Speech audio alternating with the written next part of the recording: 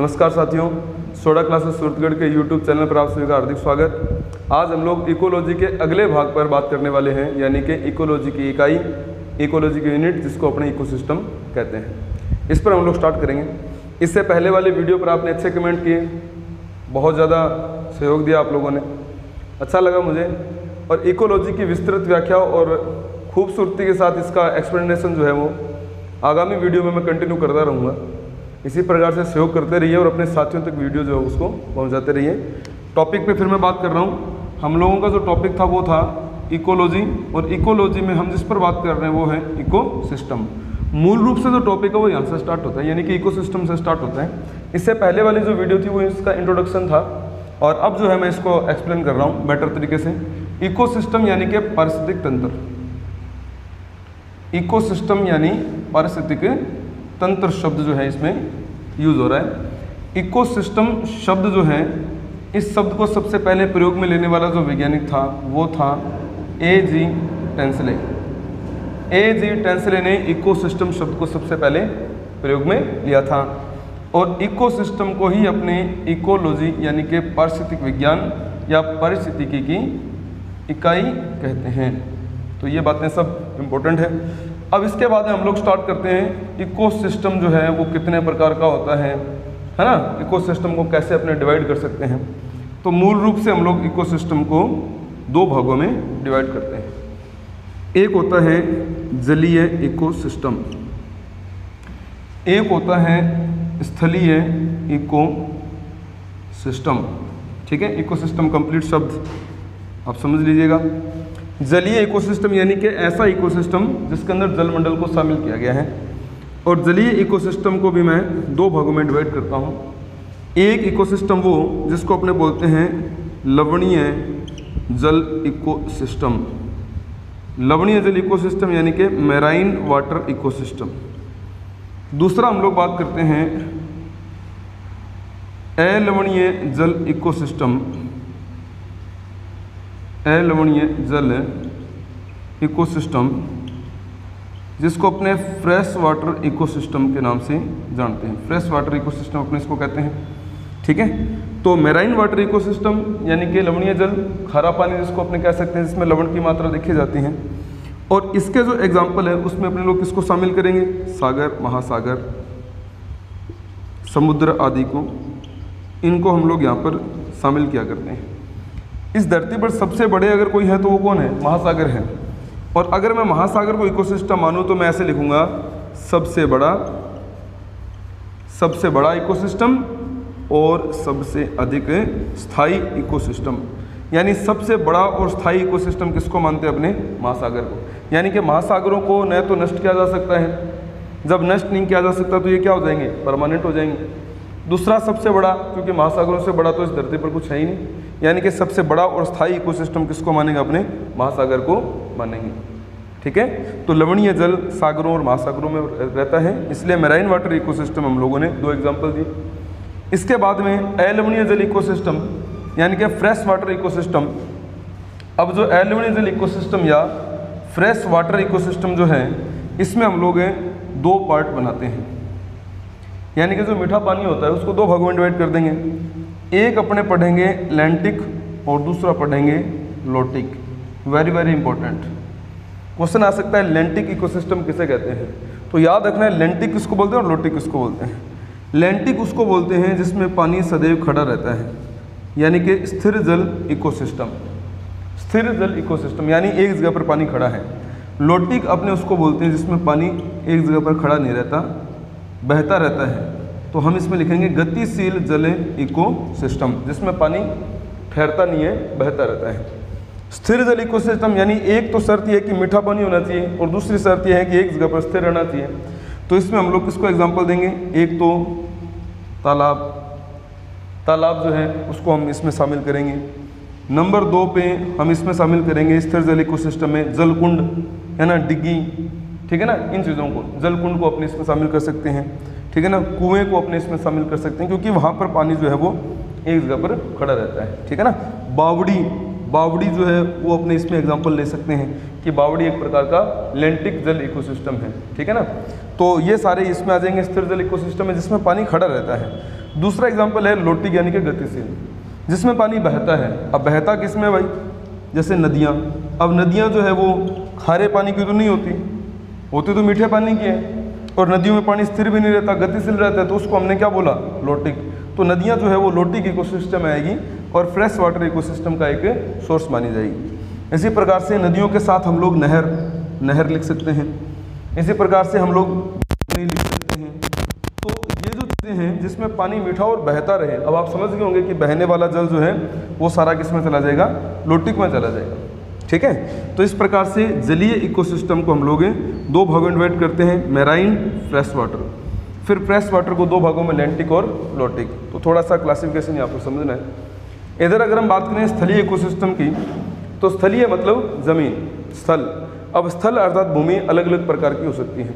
कहीं पर मरुस्थल हो सकता है तो मरुस्थलीय जल इकोसिस्टम है ना, कहीं पर पहाड़ हो सकते हैं, पठार हो सकता है तो पठार जो है वो पठारी स्थलीय इकोसिस्टम के अंतर्गत आ जाएगा, पठारी भूमि आ जाएगा। कहीं पर मैदान हो सकते हैं, मैदानी भूमि आ सकती है। तो ये सब स्थल की आकृति के आधार पर जो है उसको हम लोग डिवाइड करते हैं। तो इसमें सिर्फ एग्जाम्पल के अपने नाम याद रखने, और सबसे इंपॉर्टेंट जो है वो लेटनिक और लोटिक जो है इनको अपने शामिल करते हैं। ये इकोसिस्टम का पहला प्रकार जो बेसिक अवेयरनेस में है उस पर मैंने पढ़ा। नेक्स्ट इसके जस्ट बाद में इकोसिस्टम को फिर मैं दो भागों में डिवाइड करता हूँ। अब वो दो भाग हैं कौन से, उस पर अपने बात करेंगे। अब के बार इकोसिस्टम का फिर डिवाइडेशन होगा।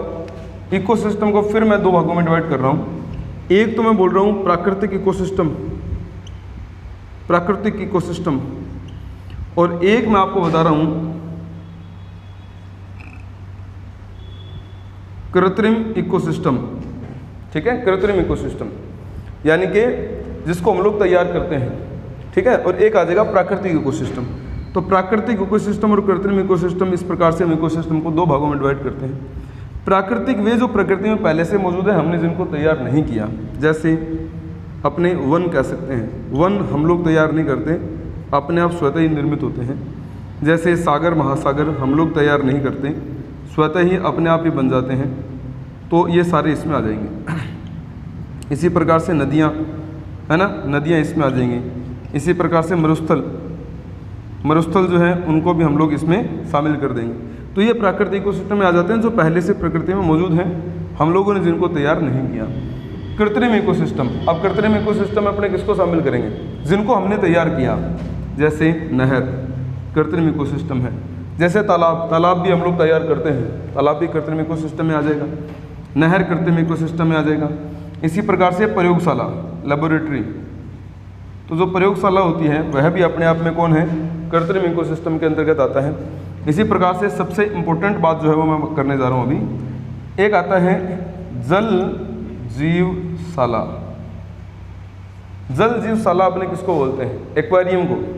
तो जो एक्वेरियम होता है, एक्वेरियम, यह भी अपने आप में क्या होता है, एक कृत्रिम इकोसिस्टम के अंतर्गत आता है। एक्वेरियम जो होता है जिसको हम लोग तैयार करते हैं, एक्वेरियम तो सब समझ ही गए होंगे, कांच का बना हुआ एक पात्र जिसमें मछलियाँ वगैरह होती हैं, आर्टिफिशियल आइटम उसके अंदर ऐड किए जाते हैं। तो यह जो है वो कृत्रिम इकोसिस्टम के अंतर्गत आता है। और अगर इसकी विशेषता बताऊं तो ये सबसे छोटा इकोसिस्टम है, यह सबसे छोटा है और अस्थायी इकोसिस्टम है। अब सबसे छोटा एक जगह से दूसरी जगह तक आसानी से लाया ले जाया जा सकता है।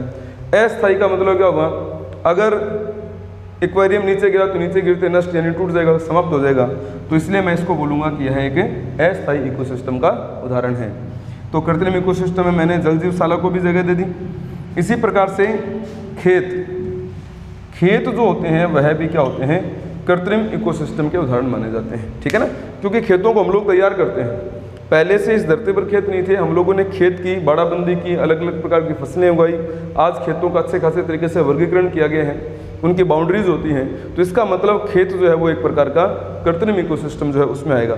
कई बार ऐसे प्रश्न एग्जाम में पूछ लिए जाते हैं कि निम्नलिखित में से कौन सा प्राकृतिक इकोसिस्टम नहीं है, तो हम लोग प्राकृतिक इकोसिस्टम में खेत को शामिल नहीं करेंगे, इसको अपने कृत्रिम इकोसिस्टम जो है इसमें शामिल करेंगे। एक बात ये अपने को ध्यान रखनी है। और एक बहुत ही कॉमन सा एग्जाम्पल मैं आपको दे रहा हूँ, उसके बारे में अपने को ध्यानपूर्वक सुनना है। वो चीज़ है उद्यान।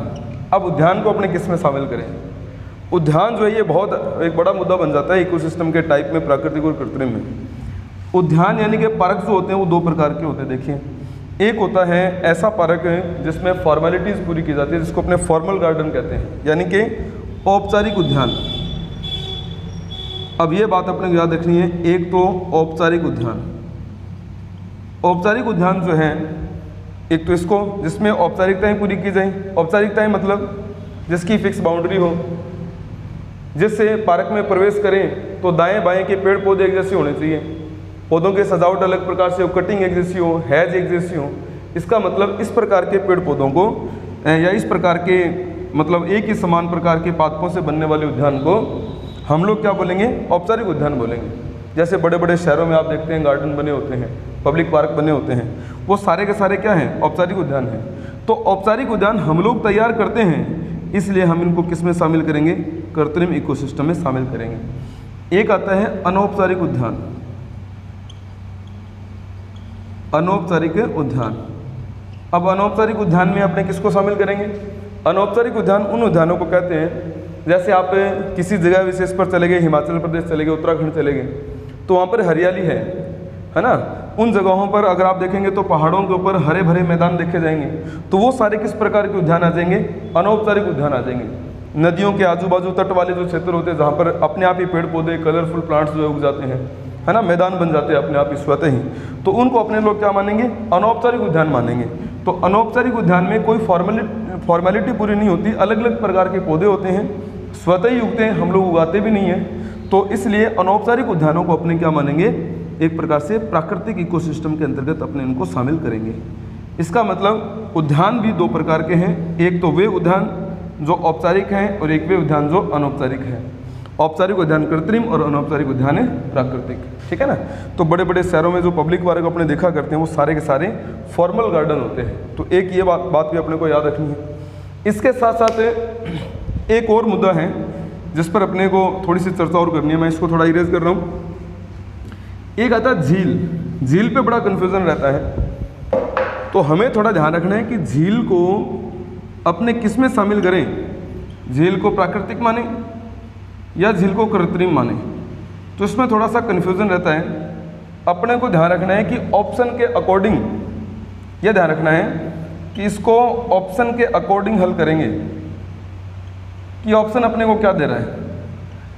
झील को ऑप्शन के अकॉर्डिंग प्राकृतिक या कृत्रिम इकोसिस्टम में शामिल करेंगे। ऐसे नहीं बोलेंगे कि प्राकृतिक है या कृत्रिम है, ऑप्शन के अकॉर्डिंग जवाब देना पड़ेगा, ठीक है ना। जैसे मैं एक क्वेश्चन बना के दिखा देता हूँ आप लोगों को कि झील से संबंधित अगर कोई क्वेश्चन आता है तो उसको आपने हल कैसे करना है। बहुत अच्छा क्वेश्चन है ये अपने आप में, लगता तो नॉर्मल सा है कि अपने को नॉर्मल है, लेकिन झील को माने क्या? तो उसके अकॉर्डिंग अपने समझ रहे हैं। प्रश्न ऐसे बनेगा, प्राकृतिक इकोसिस्टम नहीं है। मान लीजिए मैंने ऐसे क्वेश्चन पूछ लिया, प्राकृतिक इकोसिस्टम नहीं है। ऑप्शन नंबर 1 मरुस्थल, ऑप्शन नंबर 2 नदियाँ, ऑप्शन नंबर 3 अब देखिए इसमें आ गया मरुस्थल, नदियाँ, एक आ जाएगा वन। ऑप्शन नंबर 4 अब मैं बोल रहा हूँ झील। इसका मतलब हुआ कि प्राकृतिक इकोसिस्टम कौन सा नहीं है? मरुस्थल नेचुरल होते हैं, हम लोग तो तैयार नहीं करते। नदियाँ हमने आज तक कोई नदी बनाई नहीं है ना। वन हमारे द्वारा कौन से वन को तैयार किया गया है। लेकिन झील, हाँ, विभिन्न प्रकार की झीलों का निर्माण प्राचीन समय में किन्हीं न किन्हीं के द्वारा किया गया है। जैसे हमारे राजस्थान के अंदर उदयपुर में जो झीलें हैं, है ना, उन झीलों का संबंध किसी न किसी राजा महाराजा से है। यानी किसी न किसी राजा महाराजा ने कोई न कोई झील अपने कार्यकाल में निश्चित रूप से तैयार की है, बनाई है। तो हम अब झील को किसके अंदर शामिल करेंगे? कृत्रिम के अंदर शामिल कर देंगे। ये देखो, ये किसके अकॉर्डिंग हमें पता चला? ऑप्शन के अकॉर्डिंग पता चला। अब इसी प्रकार का एक क्वेश्चन मैं आपको इधर और दे रहा हूँ, वो भी समझ लीजिएगा। मैं लिखूँगा कृत्रिम इकोसिस्टम नहीं है। अब देखिए, अगर मैं ऐसे बोल दूँ कृत्रिम इकोसिस्टम नहीं है, तो इसके ऑप्शन जो है वो किस प्रकार से तय किए जाएंगे? इसको भी ध्यानपूर्वक सुने। कृत्रिम इकोसिस्टम नहीं है, मैंने लिखा नहर, ठीक है, मैंने लिखा प्रयोगशाला। इसी प्रकार से मैं यहाँ पर लिखूँगा खेत। इसी प्रकार से मैं अगला एग्जांपल दे रहा हूँ झील। अब आप खुद देखिए कि कृत्रिम इकोसिस्टम कौन सा नहीं है। नहर हम बनाते हैं, प्रयोगशाला हम बनाते हैं, खेत हम तैयार करते हैं, लेकिन झील, बहुत सारी झीलें इस धरती पर ऐसी भी हैं जिनका किसी से भी कोई संबंध नहीं है, नेचुरल तरीके से तैयार हुई हैं। जैसे विश्व में एक बहुत बड़ी झील है जिसको अपने सुपीरियर झील कहते हैं, अपने आप ही तैयार हुई है ना। जैसे अपने एक और पढ़ा करते हैं नक्की झील, है ना, माउंट आबू में जो है नक्की झील, किसी राजा महाराजा ने तो तैयार नहीं की, है ना। इसका मतलब अब इन ऑप्शन के अकॉर्डिंग झील को हम क्या मानेंगे, इन ऑप्शन के अकॉर्डिंग झील को अपने प्राकृतिक इकोसिस्टम के अंतर्गत शामिल करेंगे। बहुत अच्छा और शानदार क्वेश्चन है। ऐसा क्वेश्चन इकोसिस्टम के टाइप के अकॉर्डिंग पूछा जा सकता है। तो ये बात अपने को याद रखनी है कि इकोसिस्टम जो है उसके अंदर प्राकृतिक और कृत्रिम को डिवाइड कैसे करें, एक तो उद्यान वाला और एक झील वाला, ये दोनों काफ़ी इंपॉर्टेंट है, दोनों को याद रखना है। और अब मैं आपसे बात कर रहा हूँ इकोसिस्टम के कंपोनेंट यानी कि इकोसिस्टम के घटक के ऊपर। तो नेक्स्ट पार्ट ध्यानपूर्वक सुनेंगे। अब हम बात कर रहे हैं इकोसिस्टम जो होता है इसके घटक कितने प्रकार के होते हैं। तो इकोसिस्टम के घटक जो है उनको हम लोग दो भागों में डिवाइड कर रहे हैं। मैं बेसिक डिवाइडेशन आपको बता रहा हूँ, एकदम सिंपल वाला। तो इसमें मैं शामिल करूँगा एक तो अजैविक कारक, या जिसको अपने फिजिकल फैक्टर या भौतिक कारक कहते हैं, एक तो इसमें अपने इसको पढ़ेंगे। एक मैं पढ़ूंगा आपको जैविक कारक यानी कि बायोटिक फैक्टर। जैविक कारक अर्थात बायोटिक फैक्टर, बायोटिक फैक्टर या जैविक कारक के ऊपर हम लोग बात करने वाले हैं। ये जो क्वेश्चन है ये RAS मेंस की परीक्षा में एक बार पूछा गया है, मे बी ये शायद 2016-17 वाली वैकेंसी होगी, उसके अंदर ये पूछा गया था जैविक कारक क्या है, किन्हीं दो पोषी स्तरों का वर्णन कीजिए, है ना। बहुत अच्छा क्वेश्चन बनता है जैविक कारकों से, तो इस पर भी अपने लोग बात करने वाले हैं अभी। लेकिन उससे पहले अजैविक कारक क्या हो सकते हैं, है ना, उनके ऊपर थोड़ा सा चर्चा कर लेते हैं। अजैविक कारक या भौतिक कारक मतलब जिनका जीवन से संबंध नहीं है, जीवन मतलब जो लाइव कैरेक्टर नहीं होते इकोसिस्टम के, नॉन लाइव कैरेक्टर होते हैं, भौतिक कारक होते हैं। तो भौतिक कारकों में अपने किसको शामिल करें, पॉइंट नंबर 1, इसमें सबसे पहले आता है क्लाइमेटिक फैक्टर यानी कि जलवायुवीय कारक। देखिए अब मैं जलवायु को तो एक्सप्लेन नहीं करूँगा, मैं बस इसका बेसिक आपको पॉइंट बता रहा हूँ। अब जलवायु कारक तो है, इसके तो बहुत सारे कारक हो सकते हैं, जलवायु कारक स्वयं कई सारे भागों में डिवाइड हो सकते हैं। तो मैं इसके कुछ फेमस जो कारक हैं वो आपको बता रहा हूँ, सिर्फ नाम लिखूँगा भाई, थोड़ा सा कवर कर लेना। इसमें सबसे नंबर 1 पर आएगा, एक नंबर पे वर्षण। देखिए वर्षण यानी कि प्रेसिपिटेशन, प्रेसिपिटेशन इसका मतलब क्या हुआ कि जल वाष्प का मृदा पर किसी भी रूप में गिरना। बहुत अच्छा पॉइंट है ये भी अपने आप में, कि जो जल वाष्प होती है उसका किसी भी रूप में गिरना। अब भले ही वो ओलावृष्टि हो, भले ही कोहरा हो, भले ही धुंध हो, भले ही वर्षा हो, किसी भी रूप में जल वाष्प का धरातल पर या धरती पर या मृदा पर गिरना क्या कहलाता है, वर्षण, प्रेसिपिटेशन कहलाता है। जलवायु को प्रभावित करने वाला डायरेक्ट कारक है। नंबर 2 वायुमंडलीय आर्द्रता, वायुमंडलीय आर्द्रता, ह्यूमिडिटी। ह्यूमिडिटी जो है वो भी हमारे क्लाइमेट को अफेक्ट करने वाला एक प्रमुख फैक्टर होता है, प्रमुख कारक होता है ह्यूमिडिटी यानी कि वायुमंडलीय आर्द्रता। इनको मैं क्या है ना एक्सप्लेन नहीं कर पाऊंगा ज़्यादा, ठीक है ना। आप बेसिक एक बार थोड़ा देख लीजिएगा, सिंपल जो कारक है उनको। वर्षण, वायुमंडलीय आर्द्रता। इसी प्रकार से एक कारक अपने इसमें और बनेगा, वो बनेगा पवन, है ना। पवन जो है वो कई प्रकार की होती हैं। आप ज्योग्राफी के अगर विद्यार्थी हैं तो पवन को मुझसे ज़्यादा बेटर समझ पाएंगे, है ना। तो पवन जो है वो भी अपने आप में जलवायु को प्रभावित करने वाला एक प्रबल कारक माना जाता है। इसी प्रकार से अपने इसमें पढ़ सकते हैं प्रकाश, है ना, कि जो प्रकाश है वह भी क्लाइमेट को, हमारे जलवायु को प्रभावित करने वाला एक बड़ा और प्रबल कारक बन सकता है ना। तो वर्षण हो सकता है, वायुमंडलीय आर्द्रता हो सकती है ना, पवन हो सकती है, ठीक है ना। और इसी हिसाब से अपने प्रकाश को भी इसमें अपने शामिल कर सकते हैं। तो इस प्रकार से जलवायु को प्रभावित करने वाले ये कुछ प्रमुख कारक अपने पढ़ पाते हैं ना। तो मैं आपको 4 कारकों के बारे में बता रहा हूँ, वर्षण, वायुमंडलीय आर्द्रता, पवन और प्रकाश, ठीक है। तो ये जलवायु को प्रभावित करने वाले डायरेक्ट कारक माने जाते हैं और इनको हम किस में शामिल करेंगे? अजैविक कारकों में, यानी कि भौतिक कारकों में। ये वाला क्वेश्चन जो है ये पूछा गया है RS प्री 2015 के एग्जाम में।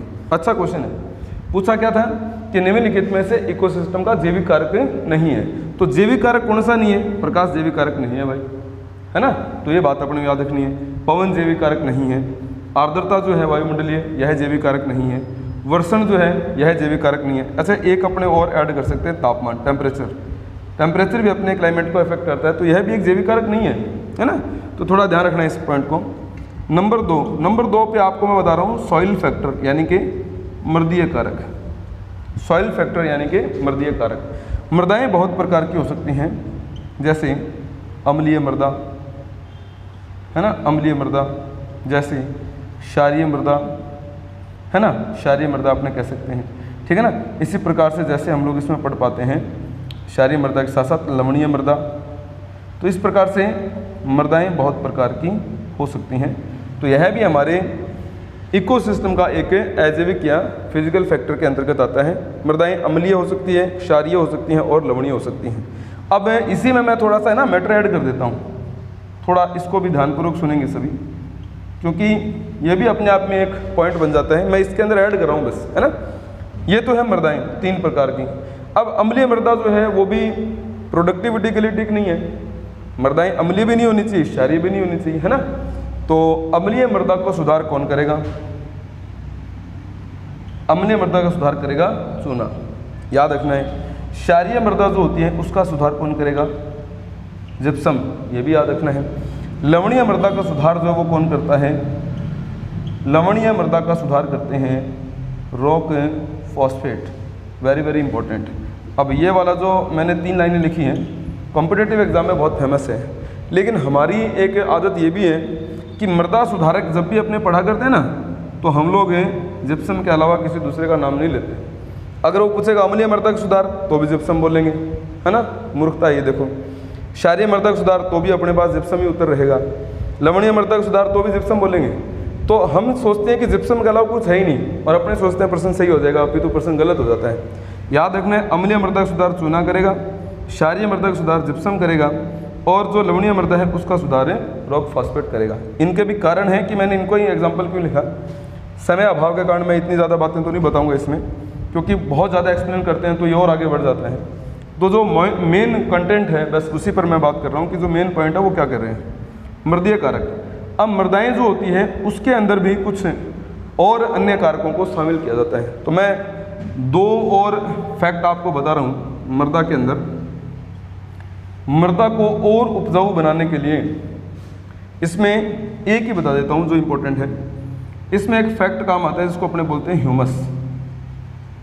ह्यूमस क्या है? अच्छा, ह्यूमस पर मैं बात इसलिए कर रहा हूँ क्योंकि LDC के 2018 के एग्ज़ाम में ह्यूमस को पूछा गया था, ठीक है ना। तो याद रखना है ह्यूमस क्या है, वास्तव में क्या होती है। तो ह्यूमस जो है वो मृदा पर उपस्थित जितने भी कार्बनिक अपशिष्ट होते हैं, जितने भी कार्बनिक अपशिष्ट होते हैं। अब कार्बनिक अपशिष्ट बहुत प्रकार के हो सकते हैं, है ना। अब कार्बनिक अपशिष्ट क्या होंगे? जैसे पादप अवशेष। अब पादप अवशेष मतलब पत्तियां, पादप का तना, है ना, पत्तियां हो सकते हैं, तना हो सकता है। इसी प्रकार से पशुओं के मल यानी कि पशुओं का गोबर, है ना।